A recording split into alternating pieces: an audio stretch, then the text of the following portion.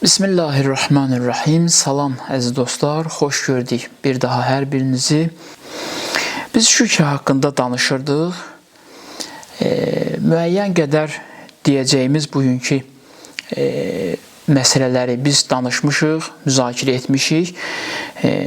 Demişdik ki, şükürü 3 növə bölürlər.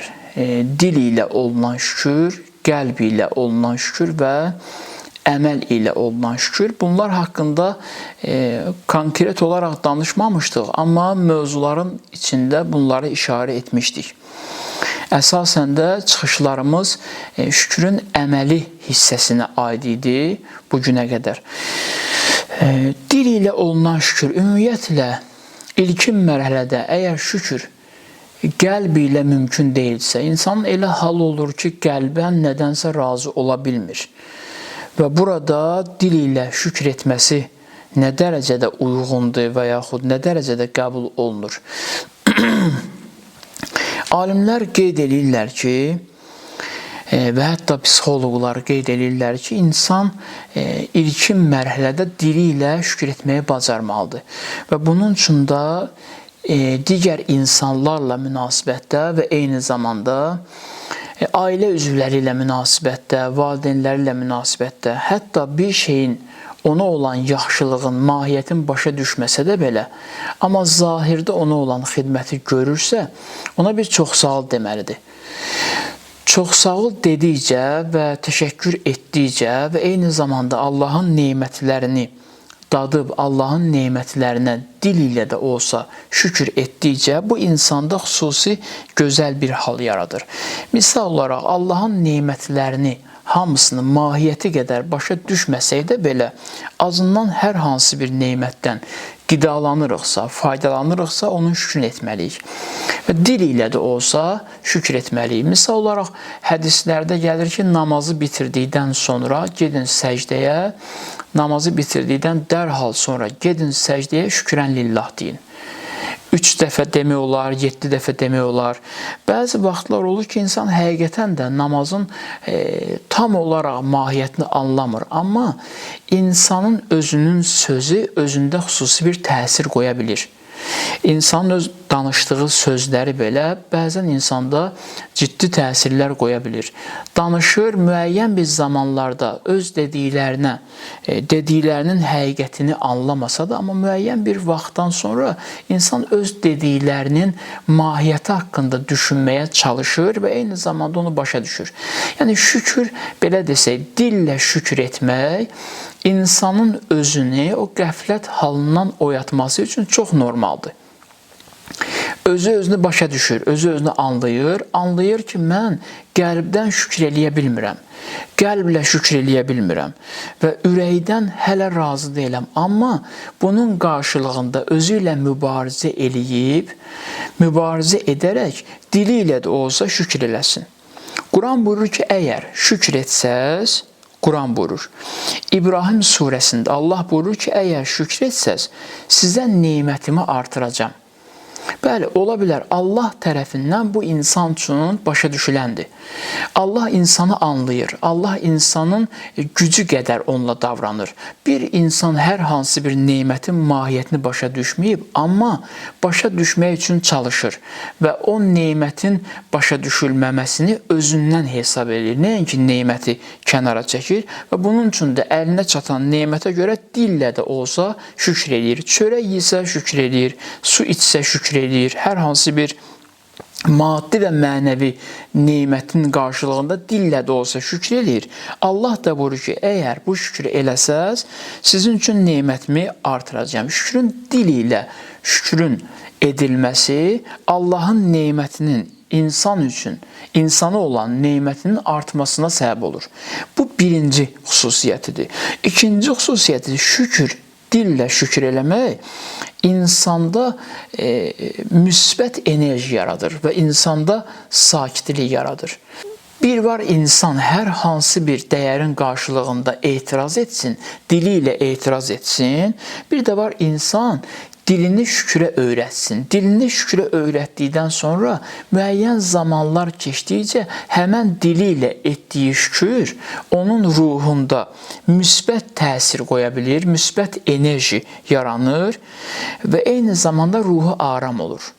Çünki etiraz etdikcə insan həssaslaşır və insan qəzəblənir, insan qəzəbli davranır və qəzəb də insanın aramlığını pozur. Amma şükür isə, təşəkkür isə insanın ruhunda aramlıq yaradır, onu daha düzgün istiqamətə tərəf yönəldir, daha düzgün rəftar etməyə kömək eləyir və eyni zamanda dillə şükür eləmək insanın stresini azaldır. Çox sağ ol, insan stresini azaldır. Hətta insanla düzgün davranış olmayanda belə, bəzi insanlar o qədər böyük insandılar ki, onlarla düzgün davranmayanda hətta belə, onlar bir çox sağ ol deyib keçirlər, özlərini aram saxlamaq istəyirlər. Yəni, öz ruhlarını aram olaraq saxlamaq istəyirlər. Özlərinə belə xidmət göstərirlər. Başa düşürlər ki, əgər burada mən mənfi söz desəm, mənfi bir, belə deyək, mövqeyi sərgiləsəm, artıq bu daha da ikinci bir mənfiyə yol açacaq. Burada çox sağ ol deyir, təşəkkür edir və nəticə etibarilə qarşı tərəfin də halında müsbət təsir qoya bilir. Özü də bu hadisənin qarşısında müsbət bir cümlə ilə cavab verdiyi üçün özünün müsbət aurası pozulmur. Bu ikinci bir xüsusiyyətdir. İnsanın stresini azaldır. Şükür yoxlamaq lazımdır. Misal üçün, çox yaxşıdır. Üçüncü xüsusiyyət cəmiyyətə və insanlara olan yaxşı təsiri. Bir adam baxıb görürsən, onun üçün zərrə qədər də iş görmüş olsan belə, o bu zərrə işin də qarşılığında təşəkkür edir. Deyirlər ki, şükür cəmiyyətdə gözəl bir fəza yaradır. İnsanlara təşəkkür eləmək, hətta o insanların xeyri bizə dəyməsə də belə, baxıb görürük ki, bir nəfər digərləri üçün yaxşılıq eləyir, digərlərinə kömək eləyir, bizlə heç bir əlaqəsi yoxdur, amma digərlərinə kömək etdiyi üçün onlara biz insanlıq əvəzindən bir təşəkkür edirik, çox sağ ol deyirik. Ona deyirik ki, nə yaxşı ki, sən bu cəmiyyətdə varsan və bu cəmiyyətə dəstək verirsən, çox sağ ol deyirik sənə bir insanlıq adından və bu cəmiyyətin içində motivasiya yaradır, insanlar müsbət işləri daha da çoxalda bilirlər. Misal olaraq şəriətimiz buyurur ki, məscidə daxil oldunuz, cəmaat namazı qıldıqdan sonra, cəmaat namazı qıldınız, bitirdiniz, pişnamazla görüşün, pişnamaz dayanıb, sizin cəmaat namazının savabına şərik olduğu üçün, bu savaba sizi yönəltdiyi üçün ona bir təşəkkür edin. Kim qarşıda imam dayanıbsa, ona bir təşəkkür edin. Görsün nə qəşəng qaydalardır. Sonra buyurur ki, insanı depresiyadan qurtarır. Necə depresiyadan qurtarır? Bəzi insanlar insanın, belə deyək, davranışları ilə onun üçün onunla rəftar qururlar. Misal olaraq, bir insan hər hansı bir hadisə ilə qarşılaşıbsa, dərhal başlasa gilə-güzar etməyə, digər insanlar da ondan qaçırlar. Diqqət eləsəz, misal olaraq deyirəm, yaxşılaşmaq istəməyən insanla heç kim danışmaq istəmir.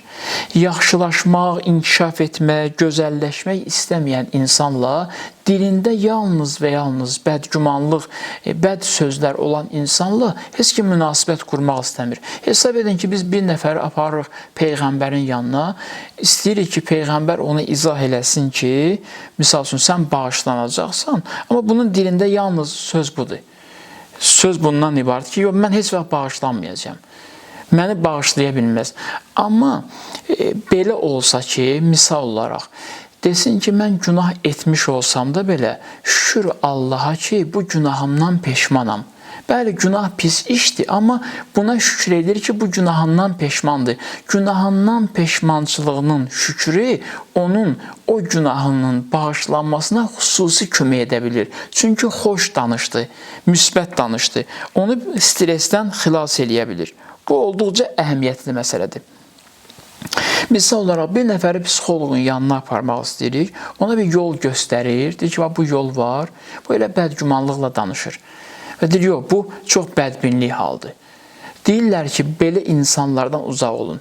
Deməli, bizə əgər insanlar kömək edə bilirlərsə, insanlar da bizim inkişaf etməyimizdə xüsusi rol oynaya bilirlərsə, biz xoş sözlərlə yaşamalıyıq ki, azından dildə də olsa, xoş sözlərlə yaşamalıyıq ki, insanların bizə kömək etməsi üçün xüsusi bir şərait yarada bilək. Əks halda bu şəraiti yaratmayacaqsa, nəticə etibarilə və biz öz-özümüzə tək başına qalıb, bədbinliyə qapanıb, nəticə etibarilə bədbəxt ola bilərik.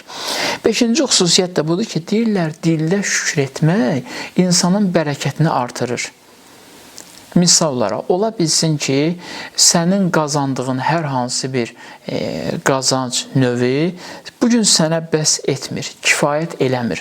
Amma deyirlər ki, bunun da şükrün elə, bu qazanc növünün də şükrün elə ki, Allah buna bərəkət versin. Allah da buyurur ki, əgər şükr eləsəz, mən mütləq sizin üçün nə edəcəyəm? Artıracağam. Bu dil ilə olunan şükrün müsbət tərəfləri. İndi keçək dil ilə olunan şükrün mənfi tərəflərinə. Bir neçə mənfi tərəfi var. Mən onu işarə edirəm sizin üçün. O mənfi tərəflərinə baxaq, görək dil ilə olunan şükrün mənfi tərəfləri hansılardır. Deyirlər ki, bir insan heç bir şeydən razı deyil, ümumiyyətlə razı deyil və heç razı olmaq fikri də yoxdur.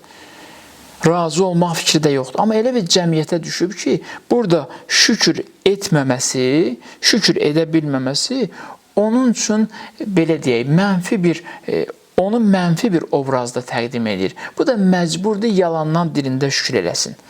Bu şükür qəlblə müxalif olduğu üçün, qəlbi halla ziddiyyət təşkil etdiyi üçün deyir, bu şükür insanı bədbəxtliyə aparar.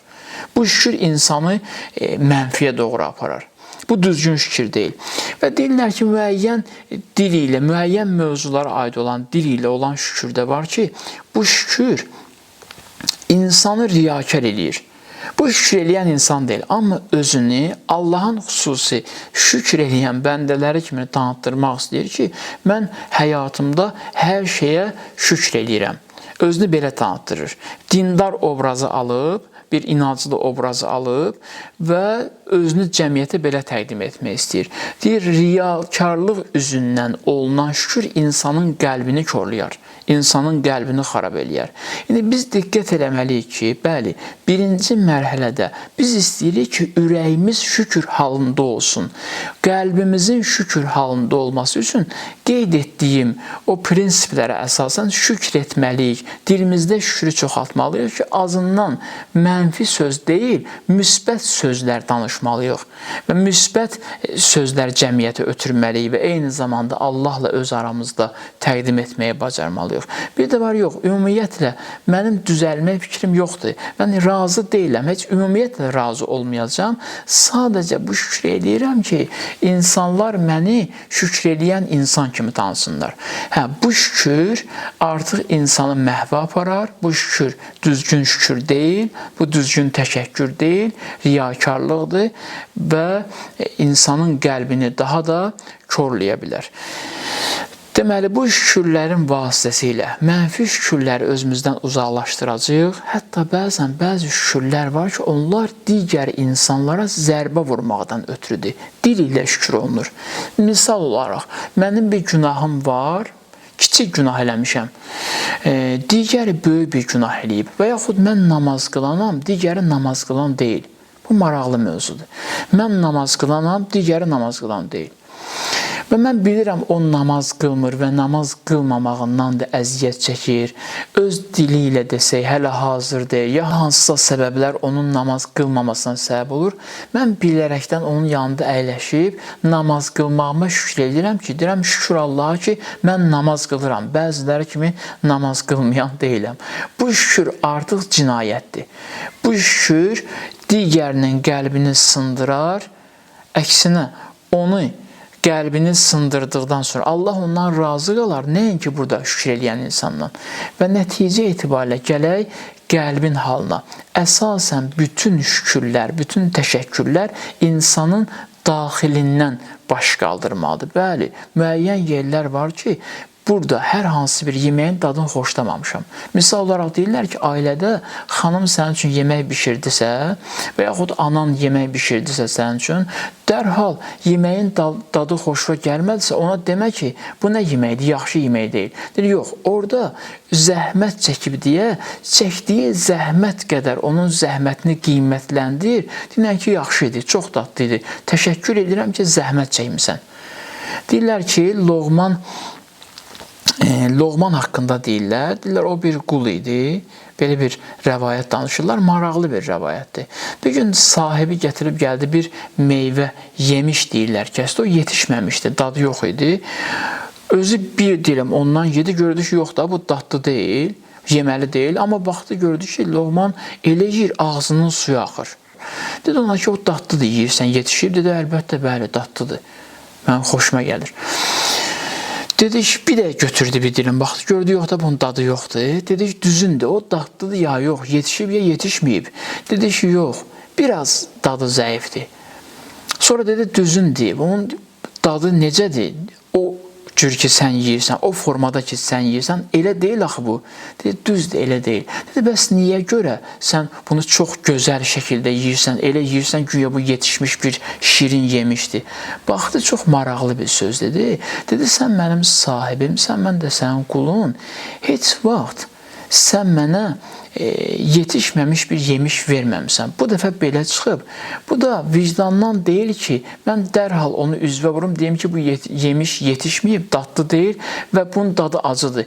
Ona görə də həmişə mənə yaxşılıq eləmisən deyə bu dəfə bir nöqsan görəndə, onun nöqsan kimi deyil, onu da təşəkkürün etmək istədim sənə. Müəyyən hadisələr var ki, həyatımızda bizə qarşı olunan diqqətlər, mərhəmətlər, məhəbbətlər var ki, onlar həqiqətən şükrə layiqdir. Amma diqqətli olmalıyıq ki, təşəkkürə layiq olmayanda dərhal insanların üzünə vurmayaq ki, amma bu belə deyildi, bu yaxşı deyildi, bu pis idi, misal olaraq deyirəm. Onda da təşəkkür etmək, çox sağ ol demək və prosesin ardını gözləmək olduqca əhəmiyyətli bir məsələdir. Deməli, dil ilə şükür haqqında danışdıq və qəlbimizi dilimizdə dediyimiz şükürlə qəlbi halımızı razılaşdırmalıyıq və eyni zamanda bu şükür bizim ruhumuza hopsun deyə, bu təşəkkürlük, minnətdarlıq hissi bizim ruhumuza hopsun deyə əməli şəkildə həyata keçirməliyik. Misal olaraq, mən anama, atama, dostuma, qardaşıma təşəkkür etdim, ailəmə təşəkkür etdim, evladlarıma təşəkkür etdim. Deyirlər ki, bunu bir də əməllə elə. Yəni, bu nemətlərin qarşılığında bir əməli olaraq da təşəkkür et. Misal olaraq, hər hansı bir bayram günüdür, anan üçün bir dəstə gül al, ya bir dostun üçün bir hədiyyə al və onu sevməyi bir əməllə də göstər. Onun sənə olan xidmətinin qarşılığında bir əməllə də ona təşəkkür et ki, bu təşəkkürlü hissi ruhuva hopsun və sənin həyatında köklü bir dəyişikliyə səbəb olsun. Deməli, biz şükr edən bəndələrdən olmaq istəyiriksə, 3 xüsusiyyət bizdə olmalıdır. Həm dilimizdə şükür olmalıdır, həm bizim qəlbimizdə minnətdarlıq hissi olmalıdır. Eyni zamanda da əməlimiz dilimizlə qəlbimizi təsdiqləməlidir ki, Allah Mütealın Quran-ı Kərimdə tərif etdiyi şükr eləyən bəndələrindən olaq. Necə ki, Allah İbrahim Peyğəmbər haqqında buyurur ki, İbrahim mənim şükr eləyən bəndəm idi. Və biz də o halda olaq, o peyğəmbərlərin, o ilahi övliyaların sırasında yer tuta bilək. Allahdan sizin üçün bol-bol nemətlər arzulayıram və o nemətlərin qədrini bilməyi arzulayıram. Allahdan istəyirəm ki, dünyada bizə verdiyi nemətlərdən bizə elə istifadə etməyi qismət eləsin ki, o nemətlər həm bizim dünyamızı gözəlləşdirsin, həm də axirətimizi gözəlləşdirsin. Allah sizi özündən bir an belə ayrı salmasın. Vəsselamu aleykum və rəhmətullahi və bərəkatuhu.